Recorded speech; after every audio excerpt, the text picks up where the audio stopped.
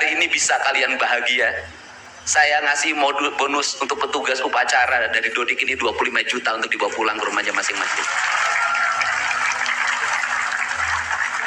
Dapat uang saku, makannya enak, tidurnya nyenyak, berubah mental, bajunya bagus, pulang dapat bonus, gratis lagi.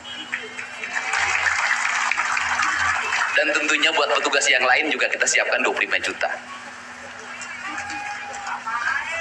Nanti ditanya lagi, itu duit dari mana? Ladang ngonten.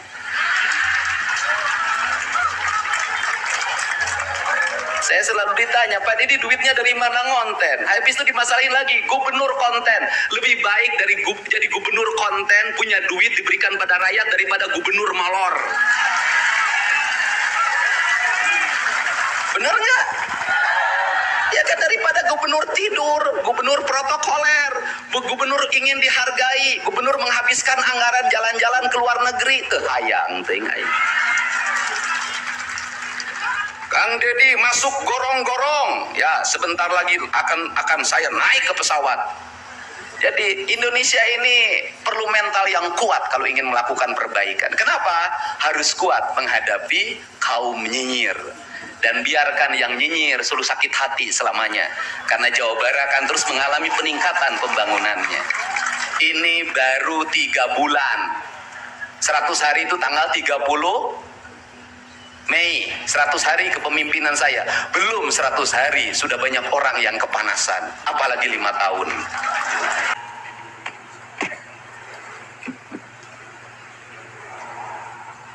Assalamualaikum warahmatullahi wabarakatuh. Sampurasun. Yang saya hormati Forkopimda Provinsi Jawa Barat, hadir pada kesempatan pagi hari ini Wakil Ketua DPRD Provinsi Jawa Barat, Ketua Komisi 5 DPRD Provinsi Jawa Barat dan seluruh anggota, Kasdam 3 Siliwangi, Wakapolda Jabar, Wakajati Jabar, dan sahabat saya hadir juga, dan Kodiklat TNI, saya ucapkan terima kasih, selamat datang.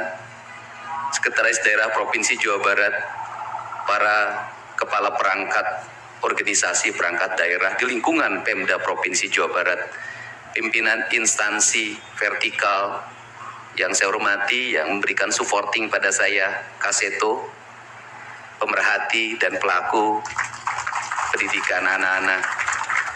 Dan yang paling berbahagia hari ini adalah orang tua.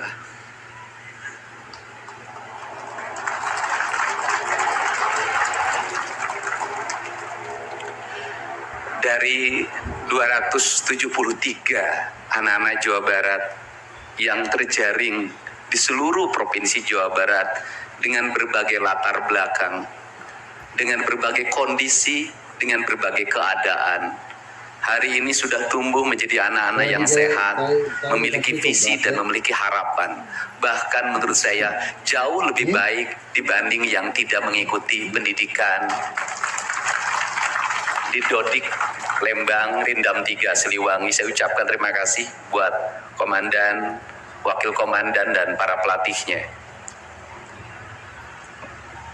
Yang pertama, hari ini kita bersama-sama memperingati upacara kebangkitan nasional. Saat masyarakat Indonesia, masyarakat Nusantara disadarkan dari ketertutupan telinganya, dari ketertutupan matanya, dari ketertutupan hatinya, dari kebutaan matanya, dari ketulian telinganya, dari kebisuan lidahnya, dan dari ketutupan hatinya, di mana saat itu kita masuk pada sebuah fase kita ternina-bobokkan oleh imperialisme kolonialisme yang menghamparkan lapangan pekerjaan, yang menghamparkan perkebunan, yang menghamparkan areal persawahan, yang menghamparkan areal-areal irigasi, yang menghamparkan areal bendungan, tetapi mereka mengisi gedung sate ini, mereka mengisi gedung-gedung indah dan mewah di seluruh Nusantara, tetapi gedung-gedung itu hanya memiliki hak mereka untuk melakukan pengelolaan keuangan, untuk melakukan pengelolaan kekuasaan, di mana seluruh hasil kekayaannya dinikmati oleh mereka dan dikirimkan ke negerinya, dan kemudian rakyat Indonesia hanya menjadi kuli dengan gaji yang terbatas, dan beberapa orang Indonesia yang tunduk menjadi kaki tangannya menikmati sebagian kekuasaannya, bahkan menikmati uang-uang yang seharusnya dibayarkan kepada para pekerja Indonesia yang lapar, yang hitam kelam terbakar, yang disebutnya sebagai rodi. Mereka mengambil hak-hak mereka dan dinikmati oleh mereka yang hari itu berkongsi dengan kolonialisme. Maka kesadaran itu tumbuh, lahirlah gerakan Budi Utomo, lahirlah gerakan Sumpah Pemuda, dan seluruh gerakan itu dimulai dengan sebuah kesadaran dan hilangnya rasa takut pada dirinya bahwa kita adalah pemilik hak dari negeri ini. Hari ini kita disadarkan pada sebuah peristiwa di mana kita sering buta mata kita sering tuli telinga kita, dan kita sering gagu lidah kita. Ketika anak-anak kita berteriak di jalanan, mengusung sangkur, membawa celurit, saling berkejaran, darah menetes di setiap sudut kota, motor-motor dibakar, orang menjerit penuh rasa ketakutan, kita hanya bisa diam. Ketika di sudut-sudut kota, anak-anak kita menenggak ciu. Ketika sudut-sudut kota, anak-anak kita makan eksimer. Ketika di sudut-sudut kota, anak-anak kita makan minuman oplosan. Mereka jatuh tersungkur, matanya merah penuh dengan rasa emosi, pulang ngamuk ke orang tuanya. Kita hanya bisa diam. Ketika anak-anak kita menghabiskan waktu main game online sampai jam 4 pagi, tidak masuk sekolah, di rumah ngamuk, mengancam orang tuanya dengan pisau, menusuk kakeknya dengan sangkur, kita hanya bisa diam. Proses kita hanya dua, pidana dan penjarakan dalam penjara anak. Tetapi kita tidak pernah menyadari bahwa seluruh lorong-lorong kegelisahan mereka, seluruh hiruk pikuk jalanan tak membuat mereka nyaman. Sudut-sudut rumah menjadi neraka bagi kehidupan mereka. Lapang-lapang bola tergusur menjadi industri perumahan, pemukiman, dan pertokoan. Mereka kehilangan tempat bermain. Mereka kehilangan air yang jernih di sungai sehingga bisa mereka berenang. Mereka kehilangan gunung-gunung yang indah tempat mereka bercengkrama dengan alam. Mereka kehilangan sawah yang terhampar. Yang mereka lihat adalah kebisingan dan kebisingan. Bising di jalanan karena knalpotnya brong. Bising di rumah karena orang tuanya bertengkar. Maka mereka lari dalam lorong gelap. Digenggamnya handphone, diambilnya obat-obat terlarang, ditengahnya minuman dalam sebuah kelompok yang sama. Kita orang-orang yang terpinggirkan di rumah, kita orang-orang yang terpinggirkan di sekolah. Guru-guru telunjuknya menunjuk pada wajahnya, tapi tak bisa memberikan solusi kegelisahan jiwanya. Semua orang hanya memberikan pengamatan, analisis, kajian. Itulah metodologi yang dikembangkan bangsa ini. Tetapi tidak ada yang berani mengambil solusi, mengangkat mereka di sudut jalanan, dimasukkan ke barak, dididik secara militer, diarahkan menjadi anak-anak yang berguna. Kedisiplinan militer adalah harga mati bagi kemajuan bangsa, bukan musuh. Pandangan-pandangan buruk terhadap militer adalah pandangan-pandangan orang yang takut anak-anak Indonesia bangkit, yang takut anak-anak Indonesia mencapai kemajuan. Mereka takut bangsa ini menjadi bangsa kokoh dan tegap. Mereka ingin bangsa Indonesia menjadi bangsa pemabuk yang setiap hari mabuk akan ilmu pengetahuan, yang setiap hari bertengkar di TV, yang setiap hari bertengkar di medsos, sementara hamparan kekayaan alam diambil sama mereka. Janganlah kita menjadi antek dari bangsa lain, memporak-porandakan diri sendiri dan bangsanya dengan alasan pengetahuan, dengan alasan hak asasi manusia. Anak membawa motor di bawah umur adalah pelanggaran hak anak. Kapan kita bertindak? Dan selama ini kita membiarkan anak-anak nonton film tanpa didampingi oleh orang tua. Itu adalah pelanggaran anak, dan kita tidak pernah bertindak. Anak-anak di bawah umur merokok, minum minuman keras, itu adalah pelanggaran hak anak. Semuanya kita berdiam. Anak-anak main game online, nonton tayangan-tayangan dewasa lewat media sosial, kita berdiam. Negeri ini akan hancur manakala semua orang berdiam. Maka orang yang memegang kekuasaan harus menggunakan tangannya untuk merubah seluruh kemunkaran ini menjadi sebuah kebajikan. Kalau kita berkomitmen pada bangsa ini, problem anak-anak kita adalah mengkonsumsi tayangan yang bukan haknya di media sosial. Maka saya meminta peraturan pemerintah yang mengatur tentang itu segera dilaksanakan. Anak-anak di bawah umur tidak boleh mengakses media sosial yang bukan haknya. Seberapa besar pun gagasan yang saya gagas, seberapa kuat pun kekuatan yang saya bangun, saya tidak akan bisa melawan jutaan akun yang merasuki otak kiri dan otak kanan anak-anak kita. Untuk itu, pada saat ini sudah saatnya kita tidak saling menyalahkan. Untuk itu saat ini tidak ada salahnya kita mengambil tindakan berdasarkan perilaku kita masing-masing. Perilaku ekonomi menyebabkan anak-anak kita kehilangan ibunya karena pergi ke luar negeri. Perilaku ekonomi mengakibatkan anak-anak kita tidak pernah bertemu dengan ibu dan bapaknya karena mereka mencari rezeki. Mereka ada di pojok-pojok rumah bersama kakeknya.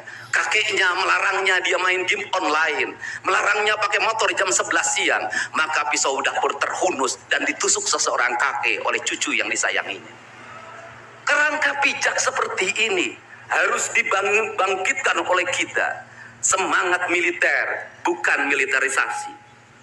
Kalau anak-anak dibangunkan jam 4 subuh, di mana letak salahnya dan di mana letak pelanggarannya? Kalau anak-anak dibangunkan, kemudian disuruh membereskan tempat tidur, apa salahnya dan apa pelanggaran hak anaknya? Kalau anak-anak disuruh sholat subuh, apa pelanggaran haknya? Kalau anak-anak mengikuti kuliah subuh, apa pelanggaran anaknya? Kalau anak-anak disuruh ngantri kemudian makan pagi, sarapan pagi dengan telur, dengan nasi, dengan pisang dan minum susu, di mana letak salahnya? Kalau anak-anak kemudian disuruh belajar dan saat belajar duduknya bersikap memandang ke arah gurunya, memandang mata gurunya agar terjadi transformasi energi antara guru dengan muridnya yang hari ini dihilangkan dengan digitalisasi, dihilangkan ruh spiritual konsepsi pendidikan kita, diganti dengan konsep pendidikan digital yang tidak lagi melahirkan hubungan emosional guru dan murid. Akhirnya murid-murid tidak menghormati guru-gurunya karena guru lupa mengekspresikan nilai-nilai spiritual dalam dirinya pada murid dalam ruangan yang hening, diganti dengan papan belajar digital. Di mana letak salahnya? Kalau anak-anak itu diajarkan makan siangnya tertib, berantri, berdoa sebelum makan, di mana letak salahnya? Kalau anak-anaknya sore hari diajarkan bola voli, sepak bola, latihan baris berbaris, di mana letak salahnya? Kalau sore hari anak-anak disuruh masuk ke masjid, mengikuti pengajian, di mana letak salahnya? Kalau setelah itu mereka makan malam dan makan malam ditandai dengan berdoa, di mana letak salahnya? Kalau mereka jam 9 disuruh masuk barak, disuruh masuk ruang tidur dan disuruh tidur, di mana letak salahnya? Justru hak-hak anak terdapat di barak pendidikan TNI dan hak itu tidak mereka dapatkan di rumah-rumah. Di rumah-rumah anak-anak tidak bisa tidur malam. Mereka rata-rata tidurnya jam 4, jam 1 malam, jam 2 malam. Di rumah mereka tidak mendapat makanan yang bergizi karena serba fast food. Di rumah mereka tidak mendapatkan kasih sayang. Di jalanan mereka balapan. Mereka tidak mendapatkan ruang hidup tanpa gadget dalam setiap hari. Saya katakan justru lingkungan kita hari ini, rumah, halaman rumah, kadang sekolah, kadang jalanan, bukan lagi tempat yang ramah untuk anak-anak Indonesia. Untuk itu apa kebijakan yang harus kita lakukan? Kebijakan yang harus kita lakukan adalah mindset pembangunan dirubah. Ekonomi bukan segalanya. Itu penting. Tetapi ekonomi tidak boleh membunuh ruang-ruang publik di mana orang mendapat ruang bercengkram. Desain rumah harus dikembalikan pada desain yang membuat jendela, membuat ruang untuk ibu dan bapaknya berkumpul. Halaman rumah harus tersedia di setiap kampung, jangan dihabiskan untuk bangunan. Karena anak-anak ingin bermain di halaman. Lapangan bola di setiap desa harus ada. Karena apa? Karena mereka terus berinteraksi olahraga. Sungai-sungai harus dijernihkan. Karena anak-anak orang miskin tidak bisa berenang di kolam renang yang berbayar. Mereka harus berenang di sungai-sungai yang jernih. Gunung-gunung harus dihijaukan. Karena anak kita perlu hiking dan traveling dalam setiap waktu. Anak-anak kita perlu berinteraksi dengan semesta. Lampu-lampu kadang sebulan sekali harus dimatikan. Agar anak kita bisa menatap langit, melihat bulan dan bintang. Bahwa dia adalah bagian dari cakrawala yang indah. Negeri ini sudah sesak dengan uang di kepalanya. Yang akhirnya apa? Pendidikan hanya menjadi ucapan dan tingkatan S1, S2, dan S3. Tapi pendidikan lupa ada nilai esensial yang harus dihidupkan dalam relung hati manusia. Pendidikan Indonesia adalah mewujudkan manusia Indonesia seutuhnya. Mewujudkan manusia Indonesia seutuhnya. Dalam falsafah Sunda disebutnya Pancawaluya.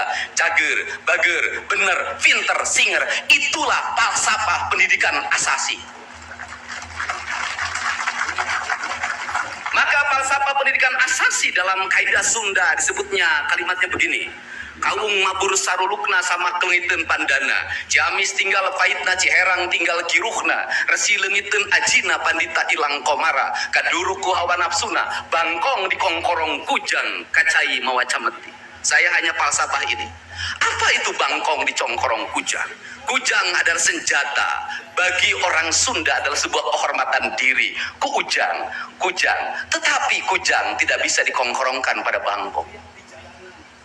Kalau bangkong dikongkorongkan oleh kujang, bangkong itu anak-anak di bawah umur.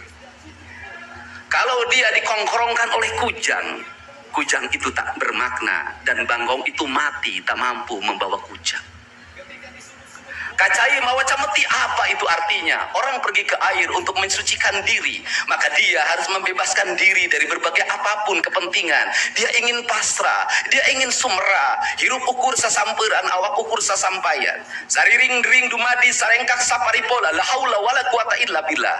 Maka dia tidak boleh membawa hawa nafsu. Ketika kita ingin memasuki abad ritual dan spiritualitas, maka tidak boleh ada kebencian, tidak boleh membawa senjata apapun, tidak boleh, maka kita berserah. Apa yang terjadi hari ini? Orang-orang yang setiap hari bicara tentang kesucian, lidahnya menyakiti orang lain, menusuk orang lain, membawa api peperangan pada saat orang menuju kesucian. Bahkan bisa jadi menghinakan orang lain, itu dianggap bagian dari kesucian. Tidak ada anak nakal. Tapi orang Sunda itu menyebutnya budak bangor. Budak bangor itu beda dengan nakal. Kenapa? Itu masa mereka menginjaki masa remaja menuju masa dewasa. Maka di hari kebangkitan nasional ini, pemerintah Provinsi Jawa Barat, sekolah yang hari ini berjalan, ada pendidikan karakter, ada bela negara. Saya akan meresmikan menjadi Sekolah Kebangsaan Jawa Barat Istimewa. Sekolah Kebangsaan Jawa Barat Istimewa nanti akan dipusatkan di Dodik, Lembang. Dan kalau ada lembaga pendidikan lainnya, kami juga akan menjadi kerjasama.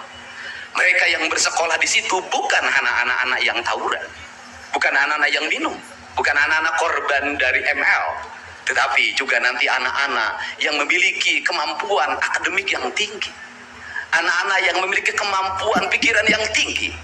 Dan seizin pimpinan DPRD Provinsi Jawa Barat, tahun ini kami akan memberikan beasiswa pada mahasiswa-mahasiswa yang kuliah di jurusan engineering, tetapi mereka harus mengikuti sekolah kebangsaan selama 1 bulan. Agar uang yang diberikan oleh Provinsi Jawa Barat melahirkan nasionalisme baru yang bisa membawa bangsa ini ke arah kemajuan. Dan saya mengucapkan terima kasih pada kalian semua yang membuat diri saya hari ini setiap hari berpikir. Ingat, doa yang terpancar ada 2. Saya tidak menyebut doa. Bisikan hati ada 2. Ada yang berharap ini berhasil, dan ada yang berharap ini gagal. Siapa yang berharap ini berhasil? Mereka adalah kaum nasionalis yang mencintai bangsa ini. Siapa yang berharap ini gagal? para nyinyir dan para pembenci yang menjadikan politik sebagai tujuan hidupnya tanpa pernah bisa membedakan mana kepentingan politik dan mana kepentingan kebangsaan. Walaupun kebijakannya baik karena beda dengan politiknya, dia mengatakan buruk. Dan walaupun kebijakannya buruk karena sama dengan politiknya, dia katakan baik. Ini orang yang tidak punya spirit nasionalisme. Dia hidup mempertuhan politik dalam setiap waktu. Saya katakan, dia hidup mempertuhan politik dalam setiap waktu. Meskipun lidahnya berkata bertuhan pada Allah, tetapi hatinya dalam setiap hari hasud dan menjadikan politik sebagai tujuan hidup. Dan barangkali bisa dilihat dari seluruh rakyat Jawa Barat, karena ini tertransformasi lewat media televisi dan media digital. Yang menjadi petugas upacara hari ini bukan pasukan paskibraka yang biasa kita pakai, tapi mereka adalah peserta didik sekolah kebangsaan Dodik Lembang Rindam 3 Siliwangi. Waktunya tidak lama, hanya 18 hari, tapi bisa dibentuk. Pertanyaannya adalah, di sekolah mereka bisa dibentuk seperti ini? Kalau di sekolah tidak dibentuk hari ini, maka pertanyaannya adalah, berarti sistem pendidikan nasional harus dievaluasi. Dan kalau misalnya yang di Jakarta mau menyalahkan, kan disahkannya di Jakarta. Kan anggaran yang triliunan disahkan di Jakarta. Kenapa anggaran yang triliunan ini tidak terevaluasi dalam setiap tahun? Saya katakan, sistem pendidikan yang di dalamnya angka-angka yang hanya orientasinya materi dan kepuasan dalam outcome dalam sistem pengelolaan keuangan tidak akan melahirkan apapun kecuali tumpukan kertas, software, dan hardware. Tetapi pendidikan yang lahir dari jiwa dan lahir dari cinta tanpa biaya yang besar, dia akan melahirkan anak-anak penuh dengan semangat kebangsaan dan punya spirit Pancawaluya. Itulah pentingnya hati, itulah pentingnya rasa. Untuk itu hari ini ada antrian, ribuan orang yang ngantri ingin memasuki pendidikan di pendidikan sekolah kebangsaan. Dan kalian semua hari ini bisa bertemu dengan orang tuanya, bisa mendapat sertifikat dari kami, dan bisa pulang dulu. Nanti dalam 2 minggu sekali kami siapkan mobil di setiap kabupatennya untuk pergi ke Dodik lagi, mengikuti pematangan, bukan di Dodik, nanti di Badan Diklat ESDM Pemda Provinsi Jawa Barat, kalau nanti di Dodik diisi oleh siswa yang baru. Dan kami akan memantau perkembangan kalian dalam waktu 1 tahun, bukan 6 bulan. Dan saya sudah meminta kepada Dinas Kesbangpol, Dinas Pemuda Olahraga, di upacara peringatan 17 Agustus 1945 Pemda Provinsi Jawa Barat, seluruh pesertanya berasal dari siswa didik sekolah kebangsaan di Dodik Lembang. Kalian semua jadi petugas upacara Agustusan nanti. Jadi tidak usah repot lagi, ternyata bisa. Dan hari ini bisa kalian bahagia. Saya ngasih modul bonus untuk petugas upacara dari Dodik ini 25 juta untuk dibawa pulang ke rumahnya masing-masing. Dapat uang saku, makannya enak, tidurnya nyenyak, berubah mental, bajunya bagus, pulang dapat bonus, gratis lagi. Dan tentunya buat petugas yang lain juga kita siapkan 25 juta. Nanti ditanya lagi, itu duit dari mana? Ladang ngonten.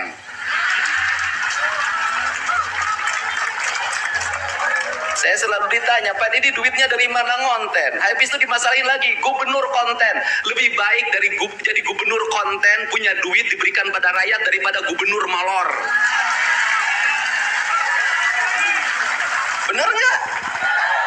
Ya kan, daripada gubernur tidur, gubernur protokoler, gubernur ingin dihargai, gubernur menghabiskan anggaran jalan-jalan ke luar negeri, hayang ting hayang. Kang Deddy masuk gorong-gorong, ya sebentar lagi akan saya naik ke pesawat. Jadi Indonesia ini perlu mental yang kuat kalau ingin melakukan perbaikan. Kenapa?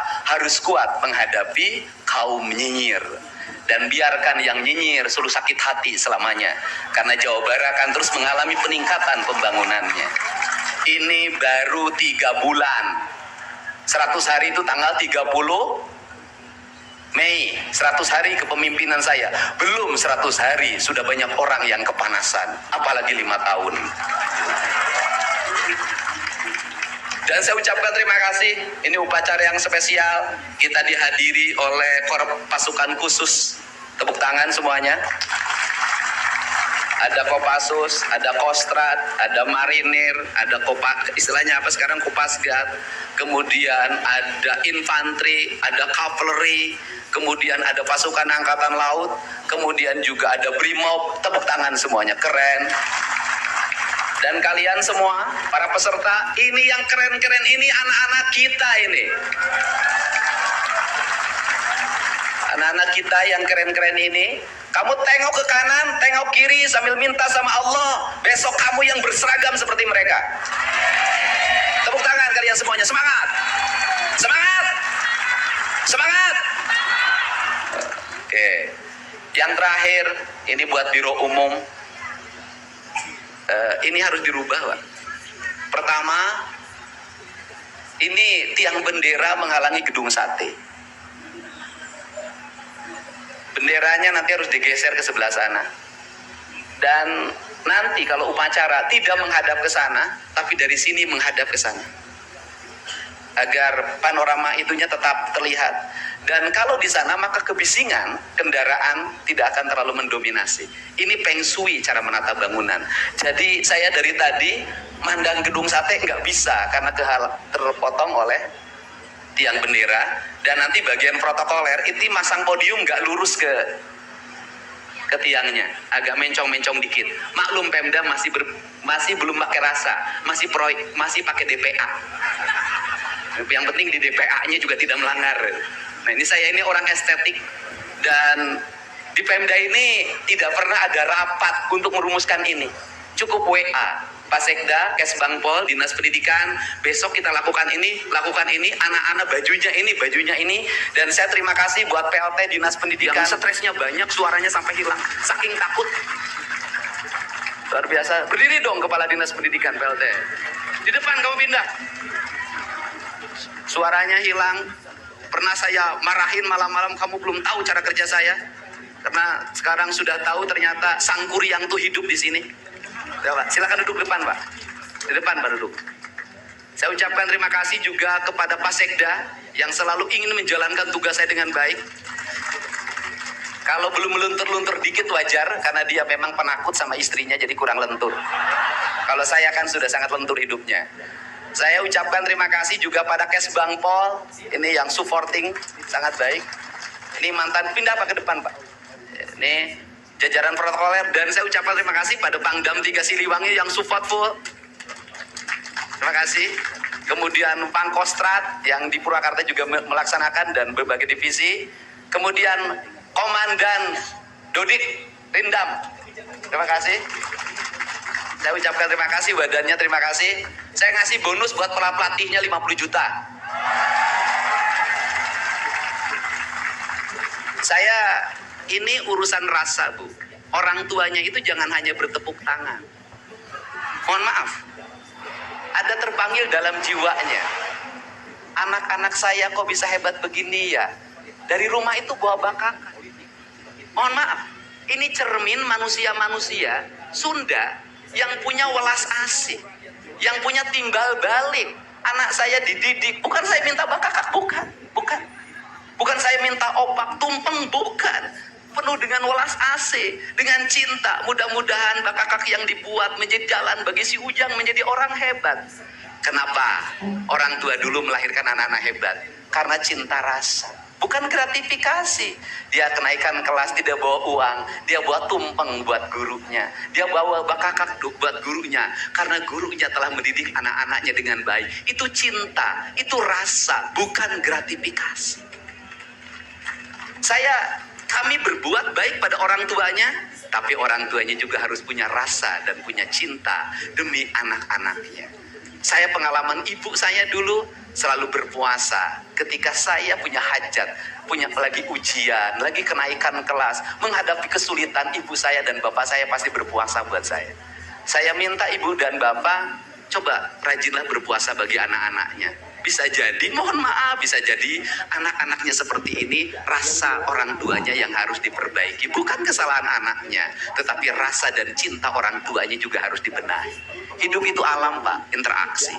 Buktinya sama tentara nurut, sama ibu nggak nurut, sama bapak nggak nurut. Nah ini, makanya untuk itu, dari sekarang, mari bangun cinta negeri ini, karena negeri ini adalah negeri Siliwangi, negeri Silih Asa, negeri Silih Asi, negeri Silih Asu, negeri Sigili Pikanya.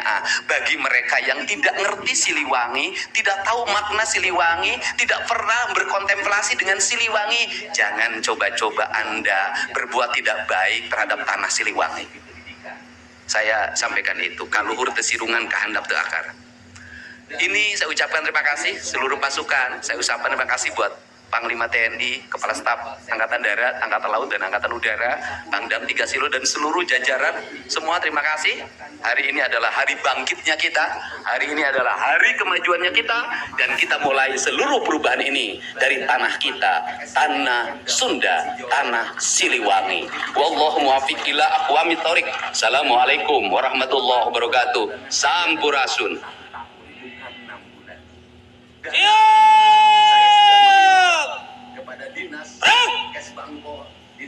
Pembacaan doa.